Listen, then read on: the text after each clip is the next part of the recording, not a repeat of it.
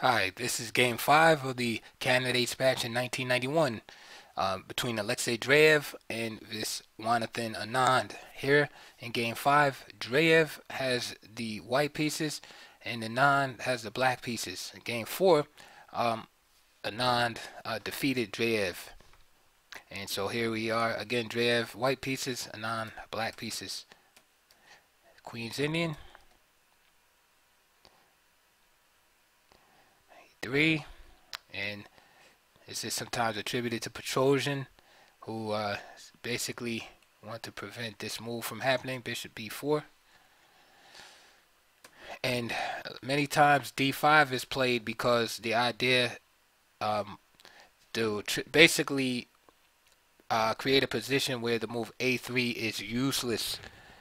So try to create some type of Queen's Gambit declined, or even like a Tartakower variation where the a3 move is useless. Black tries to argue that. Knight takes d5. Alright, keeping the bishop open. On b7, bishop e7, e3, knight d7, bishop d3, c5, castle, rook c8, and now the queen moves and also prepares e4. This e4, and so again the fight is going to be around the issue of the strength of the white center. Either the center is going to be strong and mobile and lead to a massive kingside attack for white, or the center is going to become fixed and a liability for white. So queen c7, rook e1, rook fd8, bishop d2, and you see how black has set up his pieces to create maximum pressure on the center. So now e5, and it might look a little strange to play a move like e5, but again it serves the purpose of fixing the white center, because a fixed center can be a big liability, because it's just becomes a target once it loses its flexibility. So c4 is played, and now the c5 square becomes available, and now white has to keep his eye on the d3 square constantly, because for instance the knight can go to c5 and then hop into d3 at the right time. So at the bishop c2, bishop a3 is bishop a6 is played in order to protect the c pawn, so that the c5 square can start being utilized by the black pieces. So bishop e3, and now bishop c5. Okay, knight h4, g6 stops that idea of going to f5, and now queen g4. So we see with all of the white pieces, all of the black pieces on the queen side, of course, white tries to sneak in on the other side of the board and assassinate the black king. Right? So Anand has to be careful, as he has no protection on the king side. King h8, bishop g5, and now f6. So Anand has taken some chances, weakened his king side somewhat. Bishop h6, and now rook g8. Now rook a d1, and now just simply bishop d6, blockading that pawn there. Bishop a4, double attack on the knight, and the knight comes to c5. Bishop c6, bishop b7, queen f3, queen e7, bishop takes, knight takes, queen h3, and now Anand plays rook c7 here. Now, if knight c5, then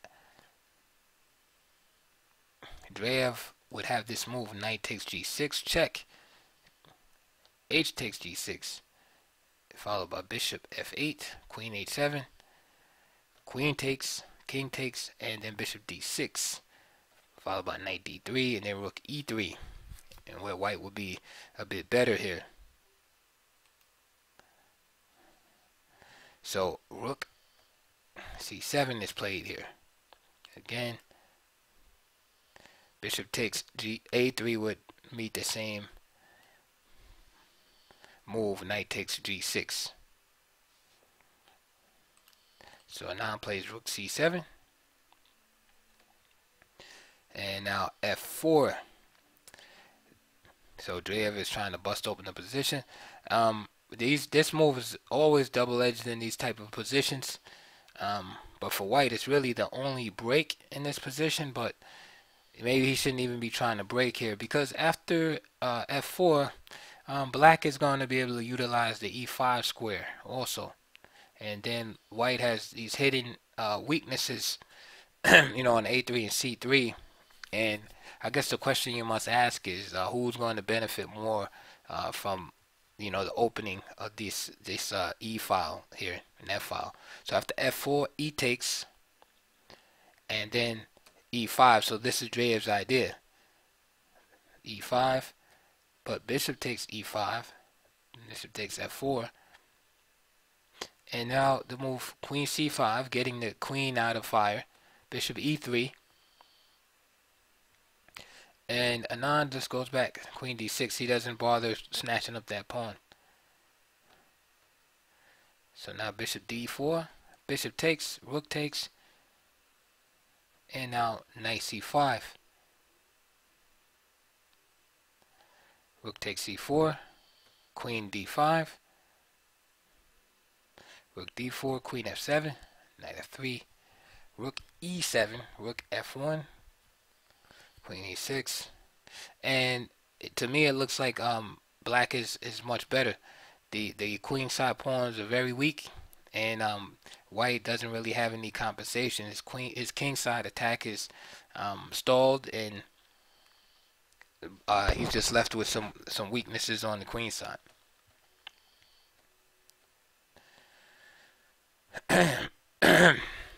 So rook e4 is played. Queen e6, queen g7. Queen c1, rook e2, rook d6 here, and Dreev is in some serious trouble. Knight e4, it's attacking the weaknesses in the position. Rook d3, and now knight c5. Now actually Anand missed a nice move here with queen e7, just attacking the a3 pawn, and also threatening queen c5 check. And so after knight d4, rook a2, building up attack on that pawn. Rook e1, for instance, f5, solidifying the knight there. Queen b1, and then just queen takes a3. That's just a clear advantage for black. Instead, knight c5 was played, and then rook d6. Queen e7, queen d1, check. And Anand went on to win this game right here in a few more moves. And after this move, knight d4, Anand made a beautiful move, even though it looks like the g pawn is all protected. He played rook takes g2. And after queen takes g2, he just played queen takes d6, simplifying things. Queen f3, f5, rook d1, queen e5, a little more tricks. King g2, queen g5, king f1, knight coming right into the outpost again. Queen d3, and then just queen f4, and Dreev had enough.